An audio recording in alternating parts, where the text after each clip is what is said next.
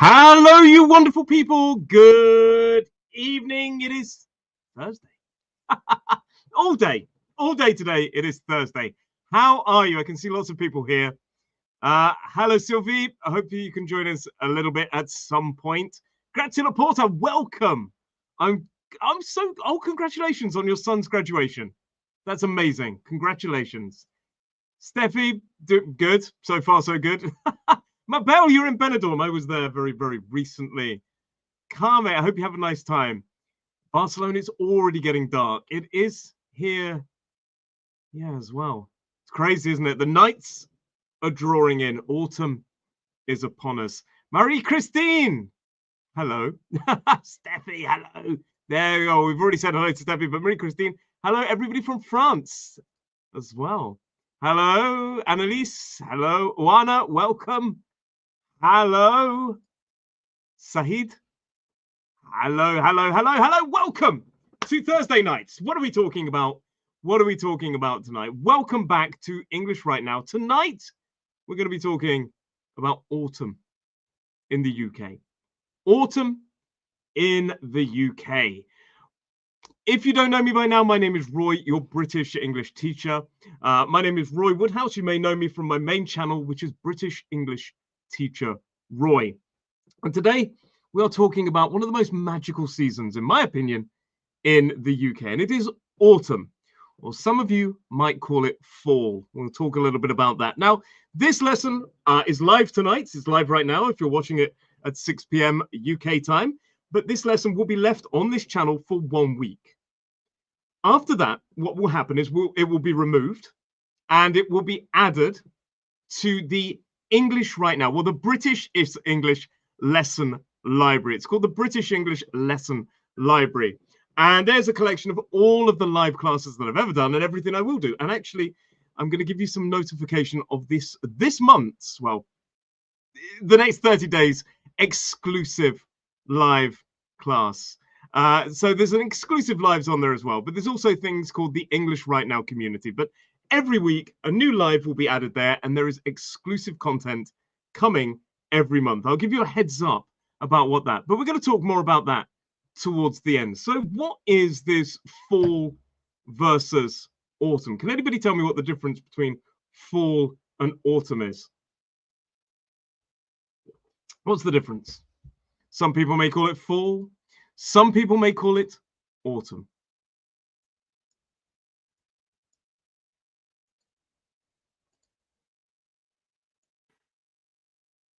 What is the difference? Fall is American.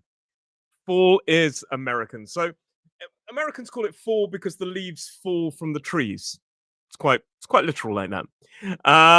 But in the UK we call it autumn. So if you come to the UK and you say, "Oh, I love fall," it won't really work for us. We're not. It's one of those terms that we understand if the context is there. But if you just say, "I love fall," it sounds like you love falling over. So in America, it is fall. In Britain, it is autumn, which is closer to Latin, I believe. And notice we say autumn. It's not autumn. Okay, so autumn. Now, in Britain, in my opinion, autumn isn't just a season. It's kind of a feeling. The air changes, the light softens, the tea definitely gets stronger.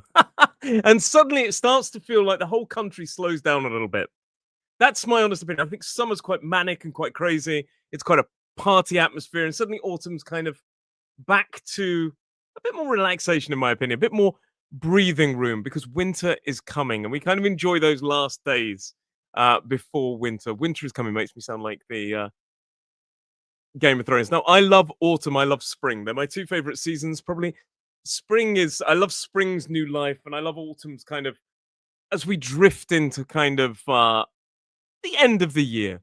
Let me know in the chat what's your favorite season where you live. And also, let me know if you've ever experienced autumn in the UK. What was the first thing that you noticed?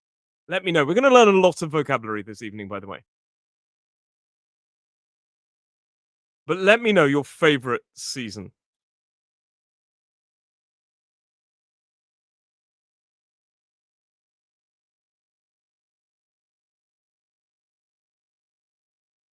Steffi says, I love autumn. My favorite season is definitely summer. I can't get my words out tonight. What's going on? Spring more than summer. I think spring is so gorgeous.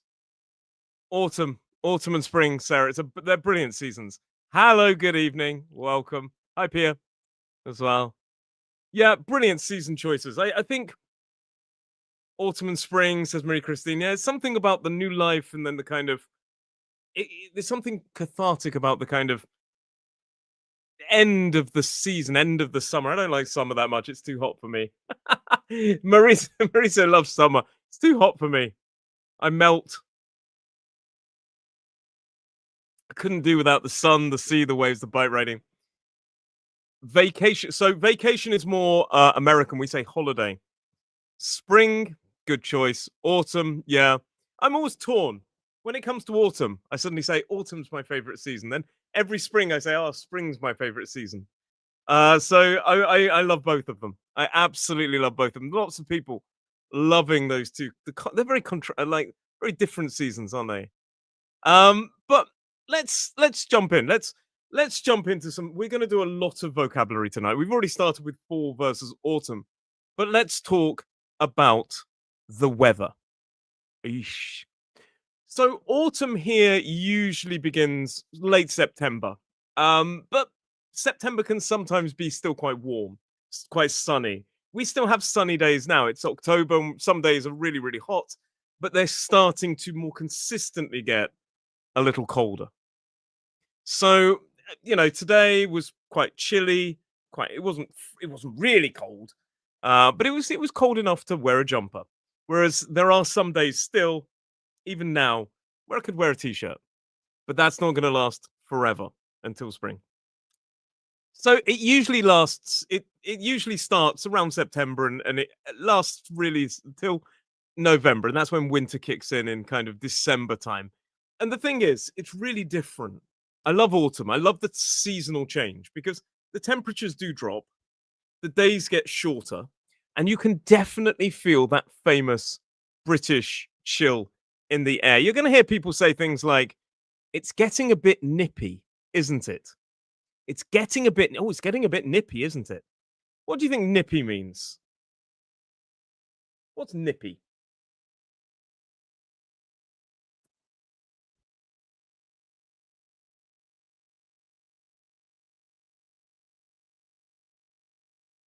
I'm going to take my watch off. It keeps beeping. I don't like it. Beeping all the time. It's very needy. What is nippy? Oh, it's a bit nippy today, isn't it? It's getting a bit nippy, isn't it? What do you think nippy means? Any idea? Yeah, it's very much similar to chilly. It's not. I wouldn't go that far, Marie Christine. I wouldn't go that far. Like that looks really cold. That emoji. It's not that far. Nippy is the literal meaning of nippy is slightly cold. Obviously, British sarcasm, we do downplay it. So actually, you could be right, Marie Christine. But literally, it means a bit cold. But of course, British people, we do sometimes play things down. And we say, oh, it's a bit nippy when it's absolutely freezing. But nippy the literal meaning is slightly cold. You'll also hear people say, oh, it's quite a crisp morning. A crisp morning. I like this. It sounds like you're going to have some crisps. No. Crisp is that fresh, slightly cold air that wakes you up. You wake up, you're like, and it fills your lungs, and it's slightly cold in your lungs, and it's fresh. It feels very fresh. You can say it's quite a fresh day today, but it's not as common as crisp and nippy. Crisp weather is basically cold, dry, but also quite bright. And that's why I like autumn, because it's still quite bright for some time. Now, of course, you'll see the leaves turning golden, orange, and red, especially in parks like Hyde Park in London or the New Forest down south. We're going to talk a bit more about that, but let's give you some other. Oh, that's quite small, isn't it? Let's make that bigger. So the Met Office. Now, the Met Office are the kind of government body for weather. The Met Office say autumn is normally associated with dropping temperatures and nights drawing in as winter approaches. So when the nights draw in, it basically means that the days are getting shorter. It's another way of saying that. In the UK, autumn can often be bring unsettled weather. I quite like this. Unsettled weather. It's not a common phrase, but unsettled weather is basically it's a bit changeable. It's not exactly stable. If British weather ever was, I don't know. And towards the latter part of the season, it can often bring stormy conditions, storms. There are a lot of storms in this season, and strong gales due to Atlantic depressions moving over the UK. So the depressions are like the pressure drops, and strong gales. A strong gale is a very very strong wind. A gale. Oh, we're going to talk about that a little bit later on. But that's what the Met Office talks about for autumn. So very changeable weather, dropping temperatures, shorter days, and quite often comes with storms towards the end of autumn. So a few pieces of vocabulary here. Let's try and make that there. A nip in the air. A nip in the air. So a nip in the air, it's like this idea of the air becoming quite crisp, and it could say, and quite cold, crisp and cold.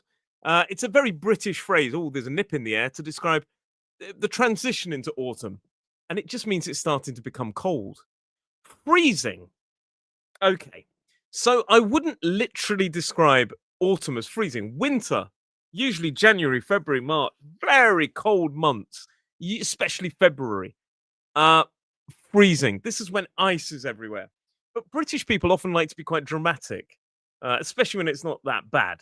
So they go, "Oh, it's bloody freezing." This means exceptionally cold, but it doesn't necessarily uh, mean literally. So just be aware of that.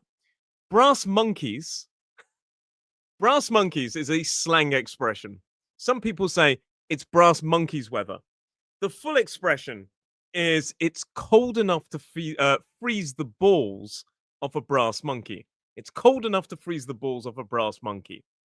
And basic just means it's exceptionally cold. Whoa, it's brass monkeys out there. Oh, it's brass monkeys weather today. Baltic, again, freezing cold, very, very cold. More commonly in the Scotland and in the north of England. Brisk, you can use it to describe something quite energetic, quite active, but it's also quite commonly used as a synonym for cold. It's quite a brisk morning. It's the same as chilly. Chilly is the same as nippy, slightly cold. Hello, Linda. Me too, Helen. Me too. Chilly means slightly cold. Brisk and fresh, they are similar ideas. So we have quite it's quite cold in autumn. But not necessarily freezing Baltic or brass monkeys, but British people love culturally to exaggerate when they're not, they're just trying to make a joke. Now, we usually downplay it if it's exceptionally bad, but if it's not exceptionally bad, we sometimes play it up. And you can see that with things like your car is on fire. That's not ideal. But if there's temporary traffic lights, which are a minor inconvenience, you might go, oh, it's a bloody nightmare. Bloody freezing today. It's not freezing. But in the winter, when it is freezing, you might go, oh, it's a bit chilly today, isn't it? Ridiculous. Sorry about that. Welcome to my culture. Some of the words you may hear related to this season: damp. Damp is when something is wet, but it's not overly wet. It's just a bit uncomfortably wet. A damp. Oh, my clothes are a bit damp. It's when they're wet. They're not dripping wet. Not usually. It's just uncomfortably wet. Oh, the carpet's damp. Oh, it's horrible, really. Overcast. We still have a lot of overcast weather. Overcast is when it's quite cloudy and not much going on, just really cloudy, grey clouds. It's the stereotypical idea of British weather. Drizzly. Oh, God. Does anybody know what drizzle is?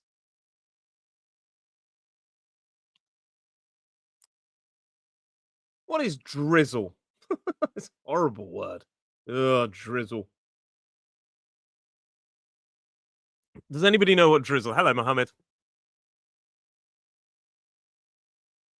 Yeah, drizzle. What would you define drizzle? Yeah, it's mild, light. Yeah, light rain, tiny rain, light rain. This idea, light rain, but it's a bit more negative than light rain because you could call it fine rain or light rain, but it's not. It's just kind of endless rubbish. Just ugh. Like it's like the rain is trying to rain properly, but it's just dripping. It's horrible. It is annoying. Absolutely, Kame. I would say definitely annoying. And it's like kind of it feels like it goes on forever. It's not really heavy rain. And it's the sort of rain you look at it and go, oh God, it's just horrible to go out in. But is it really worth putting on all your clothes and all your coat? It's not proper rain. So I went to Brazil. I lived in Brazil. And I remember during the kind of rainy part of the year, the first time I ever got caught in the rain, it's when I think I learned what rain was. Because it was just like suddenly like, oh, it's fine, it's fine, it's fine. Boop, boop, boop, like this. And it was incredible. I've never seen anything quite like it. Amazing. And I said in the UK, we don't really have that. It's more like it just tries to rain. That's what drizzle is. But it's quite a negative word. It's like, oh God, it's drizzling again. Drizzle. It could be drizzle, drizzly, anything. A puddle is like a collection of water on the ground. Children love jumping in puddles. Why? Oh God, why? But they do. And of course, we have this wonderful adjective, stormy. It's quite stormy. A lot of storms, very heavy winds, strong winds, heavy rain, this kind of. And we do have a lot of storms in the UK in certain times of the year, um, where trees get blown over and so on, so on. So, with all this rain and miserable, yeah, Peppa Pig. I thought, strangely enough, Pierre, my brain went to Peppa Pig, and you know the trauma of Peppa Pig. She loves jumping in muddy puddles. I think that's where my son gets it from, to be honest. So, a lot of people we talk about the rain, the sort of miserable drizzle. It's quite rainy. It's not heavy rain all the time, but there's enough rain to be miserable. Um, do British people use brollies? Brolly is the plural of brolly, and a brolly is an umbrella. Tell me what you think. Do British people tend to use brollies? Do we all have brollies?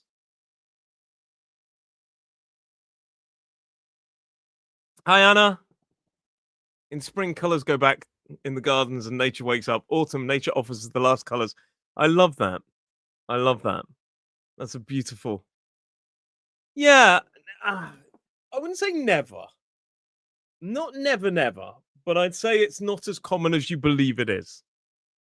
Some people believe it's got. Yeah, Sharon, you live here, so you can see this as well. Some people occasionally will have an umbrella or a brolly.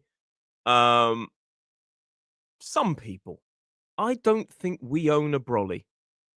I don't think my parents own a brolly. I don't really know anybody that owns a brolly. But there are times when well, we'll talk about this, but you're absolutely right. It's not as common as you've led to believe, and that's because of the wind. The wind is so intense, they destroy brollies. Yes, people like to put on waterproof coats, anoraks, these kind of things. Anything, raincoats. Some people call them max. It's a bit of an older term now. We do use more raincoats than anything else. Some people do have brollies. There are times in our lives when the wind is not blowing that you think, "Oh God, I wish I had a brolly. I wish I had a brolly." But the wind is so intense at times. You see people with their brollies blown out, like, "Oh God, it's inside out." They're being pulled along. So it's not as common as maybe people are led to believe. You see them in films and things, not as much. Not as much. I'm sorry to tell you this, but most of you seem to know already. Rain is just liquid sunshine. What a beautiful British person that must have been. I like that. But yeah, absolutely. Some people will have brollies, but they're not as common, and it's due to the wind. But there are times that I wish I had a brolly. There are. There are, because I always see it starts raining, drizzle, and I just think, God, I wish I had a brolly. And then I remember the wind. So here's a few 3 words uh, for windy: blowing a gale. We talked about gale being a really strong, intense wind. If it is blowing a gale, it's just the verb we use to blow a gale. Blustery again means really intense wind, really blustery. Oof, oof, really. Blow your hat off. I've got a hat. Sometimes my hat goes down the road. It's awful. And windy is just a general term. It's not maybe as strong as kind of blowing a gale or blustery, but windy as well. And here's some other things you hear British people start to say: the days are getting shorter. So the hours of daylight are changing. Night is getting earlier. I remember in the peak of summer, I would leave here sometimes at 9 o'clock. I can't see at the moment, but it's starting to get dark now. It's 6:21. I'd imagine it's starting to be a bit darker than, we've got maybe dusk coming in. So, yeah, it starts to get shorter. Other things they say: nights are drawing in. This has the same meaning. Oh, the nights are drawing in. It's getting days are getting shorter. The nights are drawing in. They're getting closer.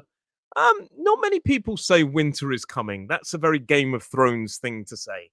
But some people will because of Game of Thrones, ironically enough. So, no, not all British people say, oh, winter is coming, winter is coming. That's a very Game of Thrones quote. But people do say, soon be Christmas. It'll soon be Christmas. My goodness. Christmas, everything Christmas starts to appear in the shops now, but more just after Halloween. So Halloween is at the end of this month, and then November onwards, it just goes Christmas mad. But there is evidence of Christmas. Gingerbread men have started to appear. My son loves gingerbread men. I bought him some gingerbread men yesterday. Don't know what gingerbread men are. They are wonderful.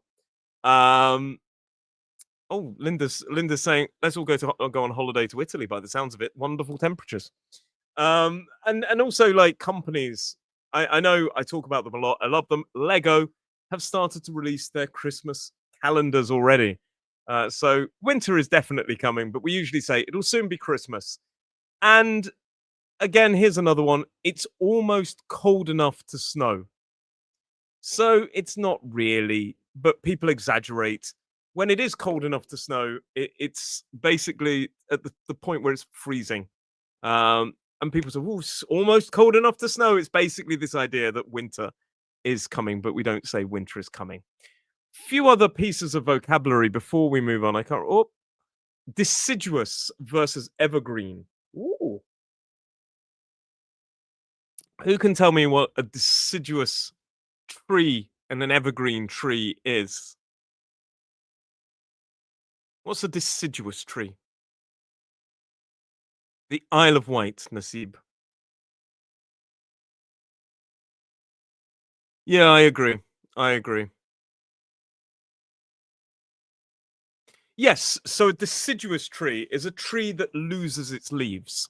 So this is what you start to see. It's quite it was strange. A few weeks ago, um, maybe a month ago, the first leaves start falling, and my wife was like, "Oh, no, end of summer."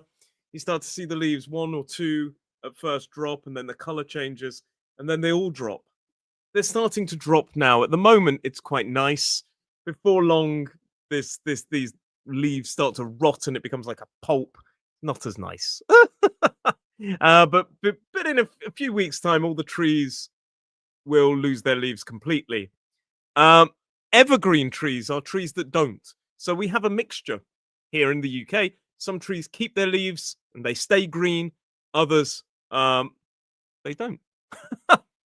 So deciduous ones are ones that lose their leaves. A conker often appears at this time, and it's basically a horse chestnut that we often tie to a piece of string, and we play conkers, which is a game where we hit each other's conkers to destroy them. They're basically a seed from a tree, as is an acorn. An acorn comes from an oak tree. And then we have that expression, fallen leaves. Fallen leaves on the ground. That's where that word fall comes from. I understand the American word. We just use autumn. but I wouldn't understand it if you didn't use it in context. I love fall. Just sounds a bit odd unless there's context. I love fall because I love when the leaves all brown. Oh, okay, I get it. It's autumn. Bare branches. Branches are the parts of trees that you see those wood bits. Dew. Dew is basically, or some people say dew, but dew is basically water that collects droplets of water that collects on leaves or objects. So you get morning dew on the windows and and it's quite beautiful. And then we have mist versus fog. Everybody asks me, what's the difference between mist and fog? Mist is thinner, often near the sea, but not exclusively. Mist is thinner and more transparent. A fog is denser and lasts generally a long time, and it's usually whiter. So fog is usually harder to see through, mist is usually lighter. Basically, fog is an intense version of mist. It's a bit of there's a bit more to it than that, but that's the best way to describe it. Few words here. Cozy. If something is cozy, it's quite comforting, quite nice. So we talk about a cozy jumper, or a cozy chair, or a cozy room. Snug is also that idea to be snug, to feel snug. Is this idea of when we're feeling comfortable, I'm snug, really snug in here. Like when you wrap up warm. My dog always gets snug in her bed during this time of year. Blankets are essential. We often have woolly blankets to pull over our legs. Traditionally, a blanket or a kind of, would be for older people, but a lot of people have blankets. Don't dismiss that. We have blankets, and we're not too old. Woolly jumper. Wool is from a sheep, and we often have woolly jumpers, woolly hats, and woolly scarves. Scarves are the things that go around our neck, and of course, we have gloves that we wear on our hands. But now, I would like to talk to you about some British autumn traditions and culture. Does anybody know some things that we do during this season? Tell me. You've had a lot of vocabulary. If you need to watch this lesson, it will be on the platform for 1 week.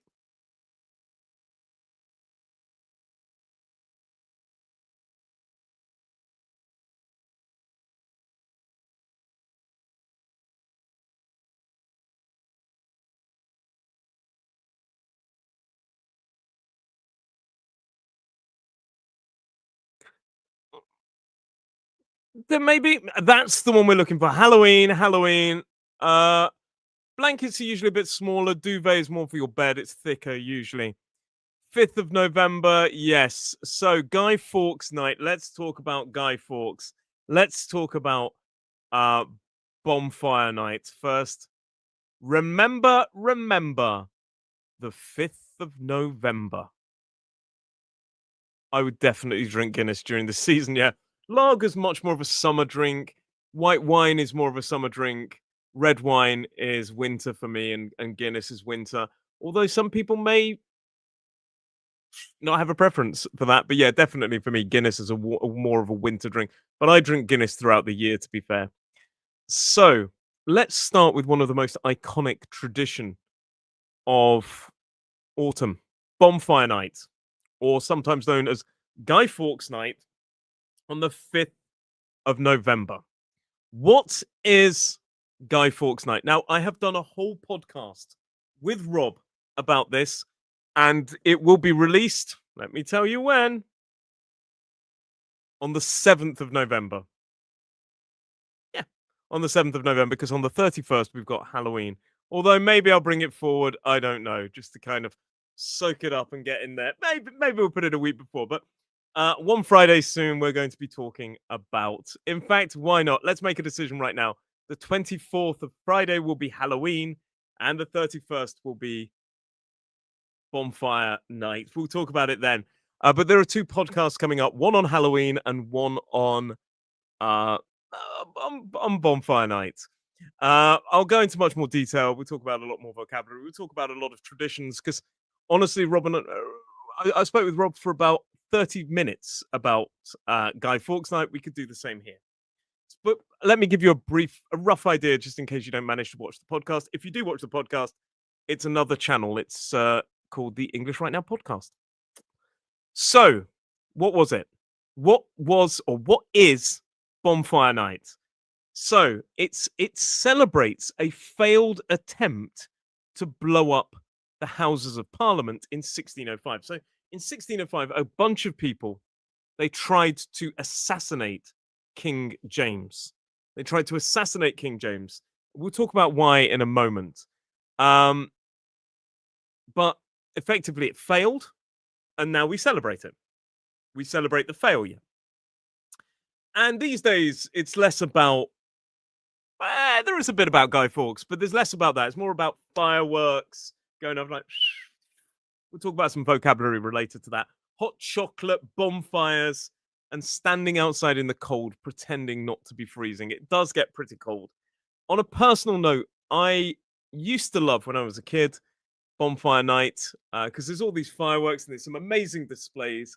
As I've got older and I am now a dog owner, I'm not as much of a fan because my dog hates it, and every time I know that she's gonna panic. She hates it.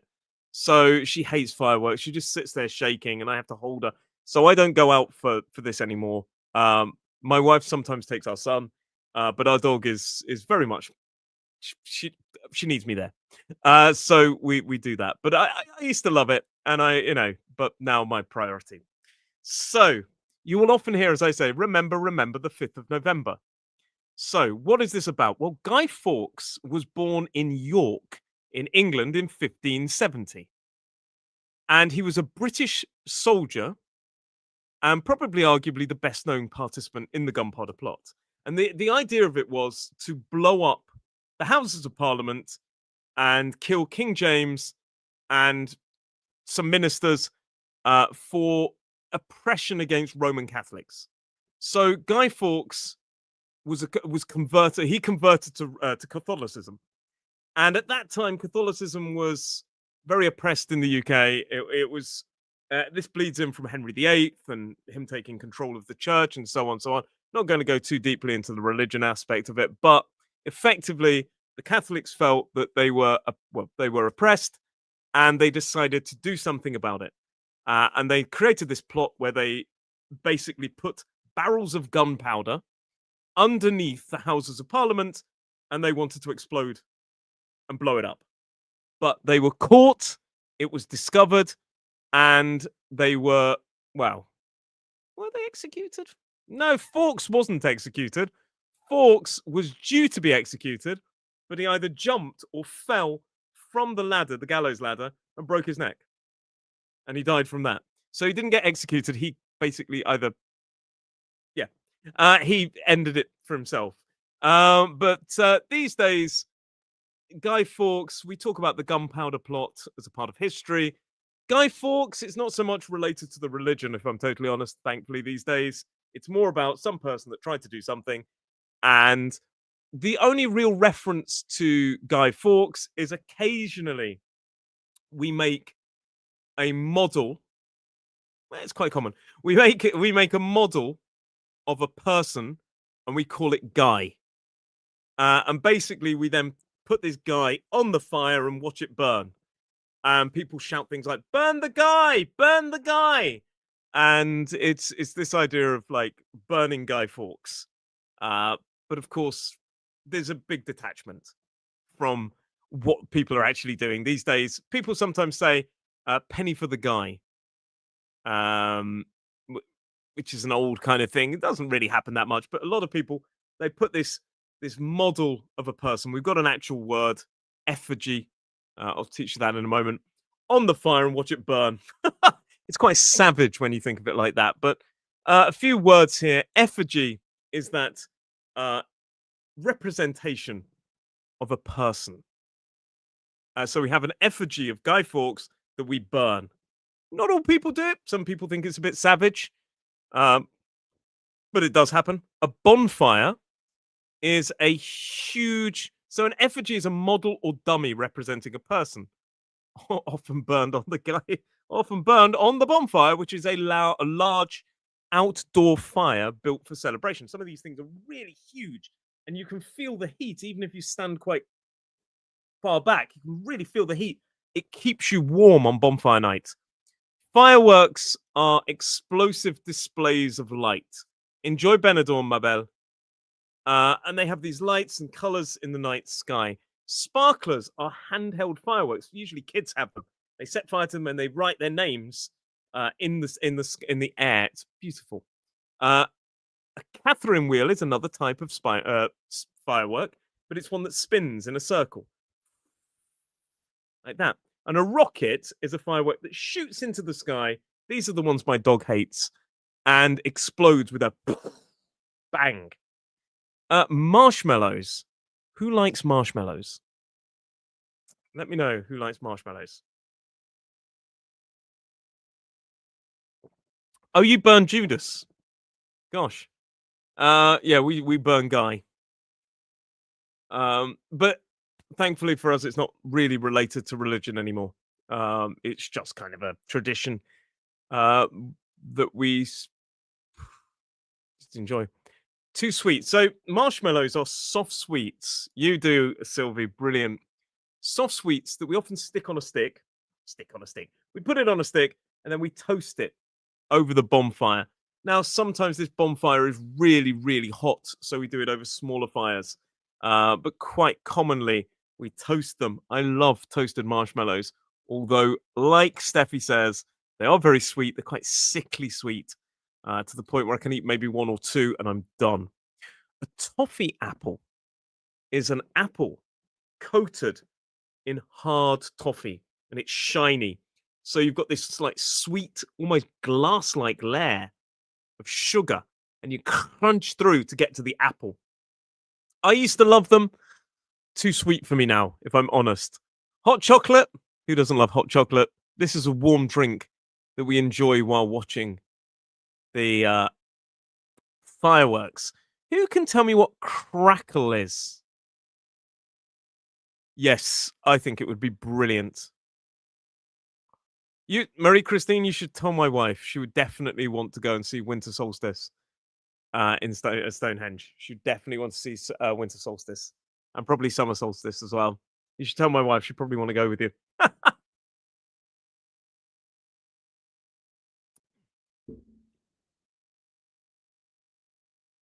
Who knows what crackle is? It's not a thing. It's not a thing.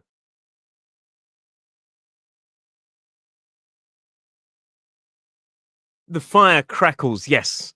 So crackle is a sound. And it is the sound of fire as it burns, that like that kind of noise. The crackling fire. The fire crackles. Beautiful word. And a display is a planned show of fireworks. We talk about a firework display. So that's, I mean, there's a lot. Yes, to crackle. The fire is crackling.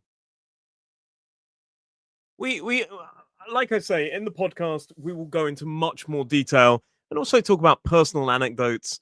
Like I say, I used to love Bonfire Night, and I still love Bonfire Night, but now I think I feel very sorry for dogs.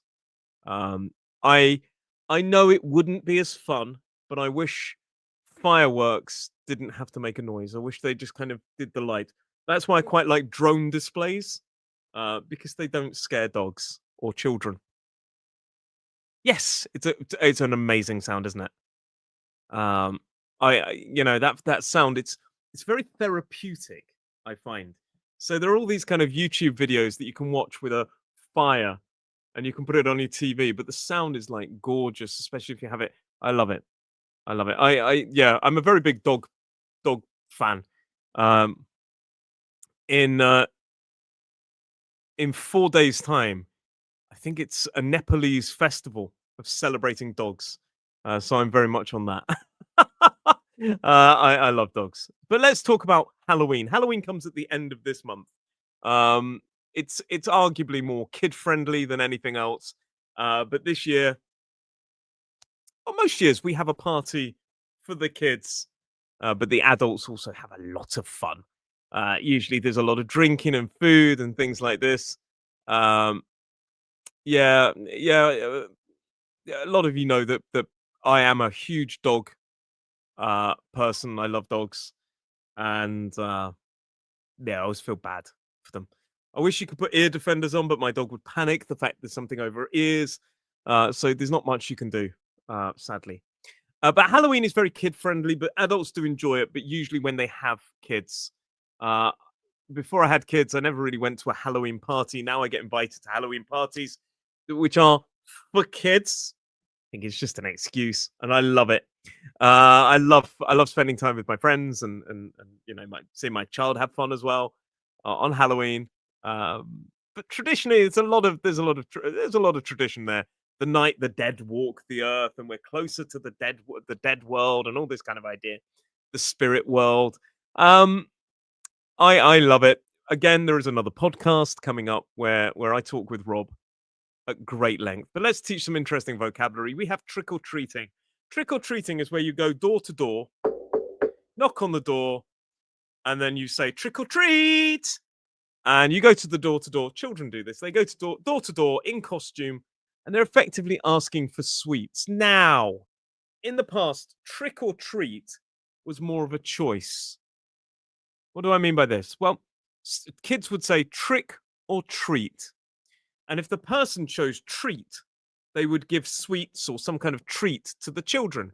If they chose trick, the kids had to play a trick. I don't know why, but I think now these days kids just kind of expect sweets. They don't want to do the trick. I think if you said, okay, trick, the children would be like, what? What do you mean? My son has, if you ask my son for the trick, he'd have no idea what to do. He would just look and go, "Can I have some sweets now, please?" Bless him. Um, Back in the day, though, kids would spray water at people and stuff like this. Maybe I don't know. The times have changed, health and safety and all that. But now these days, trick or treat is just basically asking for sweets. A jack o' lantern, sometimes known as a carved pumpkin, is a carved pumpkin. It's one of those ones that you see. I'm really good at this. I didn't realize I had a skill until I had children.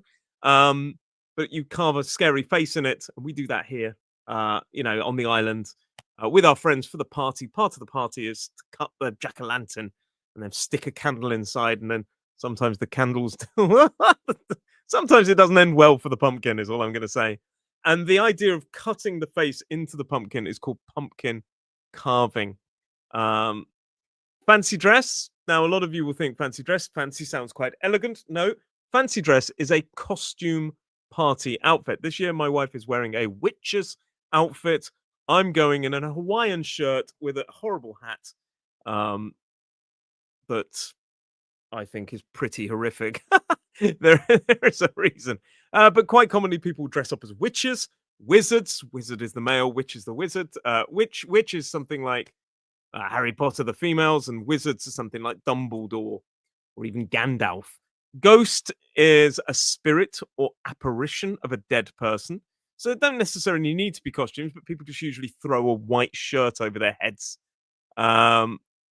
Skeleton is your bones. But some people wear these kind of jumpsuits that look like skeletons. Zombies are the undead, the Walking Dead, although the Walking Dead is not about that. Anyway, never mind. But they're basically reanimated corpses.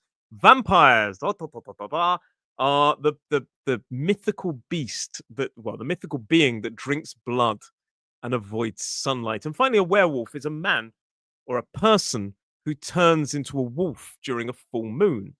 Interestingly, uh, uh, their man is there's a lot to unpack here. We'll talk about that. We'll do a whole nother lesson because that's etymology. We'll do a whole nother lesson on that another day. But Verman and Vorman, so Ver originally meant man, as in male. Let me just explain. So a lot of people think the word man, man, relates to a male, but traditionally it related to a human being, man. And there was a woman, which became woman, and a Verman, which meant male man. So there was female man and male man. And that's where we get the idea of werewolf. It's man that is a wolf. Technically, I suppose a werewolf would be a female. But there you go. That's etymology for you right there. Haunted house is where a place that people believe, a house that is visited or haunted by ghosts. Cobwebs are dusty spiders' webs. I've got a spider that lives in my car right now, and he's made a spider's web. After he's abandoned it, or she's abandoned it. I don't know. I haven't asked whether the spider's male or female. I don't want to check. It becomes a cobweb. It's when it's dusty. Cauldron. I didn't put cauldron, but a broomstick is a witch's, like a flying broom on her broomstick, and a black cat is a symbol of superstition and Halloween luck. Also, something I absolutely love are autumn walks. This is the third thing I would talk about. This is one of my favorite traditions. So we've got Halloween, bonfire night, but also autumn walks. British people traditionally love walking. You'll see them with their dogs, their wellies, which are their boots, short for Wellington boots, and a waterproof jacket. Because often, obviously, it's going to rain, let's be honest. And, some people say there's no such things as bad weather, only unsuitable clothing, this kind of thing. But a lot of people tend to go for these autumn walks to kind of enjoy the last. It's not really the last days of summer, but you get the idea, the end of the year, because winter is seen as very much a time for being at home.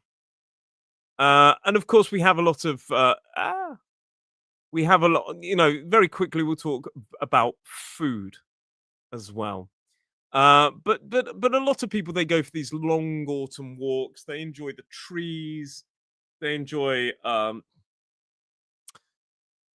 just the changing of the season, enjoying the walks while they can, because a lot of people traditionally don't go out as much during winter. It's too cold, especially the elderly. And they start to eat more food during this season. Autumn food is very much what we call comfort food to make you feel comfortable, cozy, warm. It's usually quite heavy and it's very much carbohydrate heavy. So autumn, I would say, is comfort food season. So things like Sunday roast dinners with Yorkshire pudding, roast potatoes, gravy, these kind of things. This just really big food, heavy plates, heavy food, really. Just really, really. Oh, somebody's written a comment there. Yeah, I love autumn walking. Yes, we did. Uh, turnips are much more British. The Americans, I think, were the ones that introduced the idea of pumpkins, but turnips were. Well, Halloween originally was Irish. It was a Celtic festival, I believe. Yeah, these kind of things, butternut squash soup, just really kind of heavy food. So, but heavy is good. Shepherd's pie, things like this, like meat, like a lamb. Shepherd's pie is a lamb and potato on the top. Yorkshire pudding, yes. Yorkshire pudding is made from batter, the same sort of things we made pancakes, and they are made in the oven, and they look like a little cup, and they are savoury. It's not really a pudding. So they go on your dish, and they're basically like a crispy, crunchy kind of batter, and we eat it, often put gravy on it, and stuff inside it. And it's really nice. I really recommend Yorkshire pudding, but they are not puddings. They are not desserts, not really. And other things you might eat over here: pumpkin soup, butternut squash soup. Ugh, some people like things like mushroom soup. Ugh, I hate mushrooms, and it's perfect with a slice of warm bread. Those soups. And then people say it's proper comfort food for the weather. Another thing you may hear people say, and this is really, really common. Before I reveal a big secret for you, well, big thing for you. They'll say, time to stick the kettle on, which basically means it's time for tea. And it's always time for tea. I would say, arguably, we drink stronger and more cups of tea when it's cold. British drink tea all year round. But a lot of us will drink a lot of tea when it's cold. It's really comforting. Good cup of tea with some milk in it. Comforting. it somehow fixes your life. It fixes the weather, the moods, your mood, and your life in general. It really does. So, very quickly before I review something with you, let me tell you a few things. Crisp air, pleasantly cold and fresh. Sometimes we say the leaves are turning, which means they're changing colors. Drizzly is that light, annoying rain. Blustery, very windy. It was drizzly today, but not blustery. Bonfire Night is the British celebration with fireworks on November the 5th. Put the kettle on, put the kettle on, stick the kettle on, means make tea, basically. And comfort food is warm, filling, feel good food. I love it when it's kind of raining outside and I don't have to leave. Then you, my dear, can have all of my mushrooms. This is the deal I have with my wife. Anytime we go out, she just takes the mushrooms. I hate them. I hate them. They're horrible. Anybody I ever go out to dinner with, they can have the mushrooms. I'm happy. I have to check because sometimes there's like surprise mushrooms in stuff, and I order stuff. Hello, Freddy. You can have the mushrooms as well if you want. And before we finish, I'm going to tell you about something that's coming to the English Right Now community. My next, the next exclusive lesson. Let me share something though with you that I love about autumn in the UK. It's not just a season. It's kind of a lesson in letting go. I think autumn is like it's a lesson in teaching us how to let go. Let me just make myself bigger when I talk. Not those kind of mushrooms, Freddy. Sorry. The trees don't resist the change of seasons. They release what's no longer needed, and that's what makes it beautiful. So autumn kind of teaches us that endings can be soft and that change can be beautiful. So whether you're here in Britain watching the rain fall outside your window or halfway across the world dreaming of it, remember this. In British English, we don't just speak about the weather, we often quite feel it. We often feel it because language like the seasons is how we connect with the world and with each other. And on that note, I'm going to tell you something now that is coming to the English Right Now community. So I told you there's going to be some exclusive content. I just wanted to give you a heads up that the first piece of exclusive content that will be done within the next 30 days, I will be doing a an analysis of this poem. Does anybody know who wrote this poem? Season of mists and mellow fruitfulness, close bosom friend of the maturing sun, conspiring with him how to load and bless with fruit the vines that round the thatch eaves run. Anybody know who wrote this poem?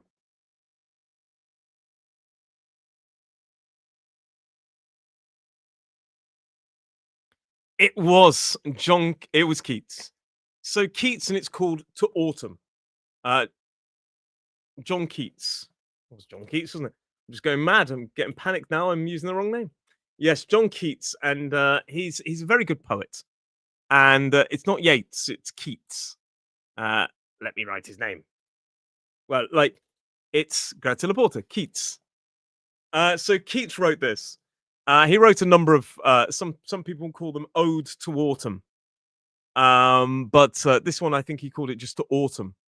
And I love it to bend with apples the mossed cottage trees and fill all fruit with ripeness to the core. So we're going to talk about this. This is a lesson, exclusive lesson. I love this. Let me read it to you.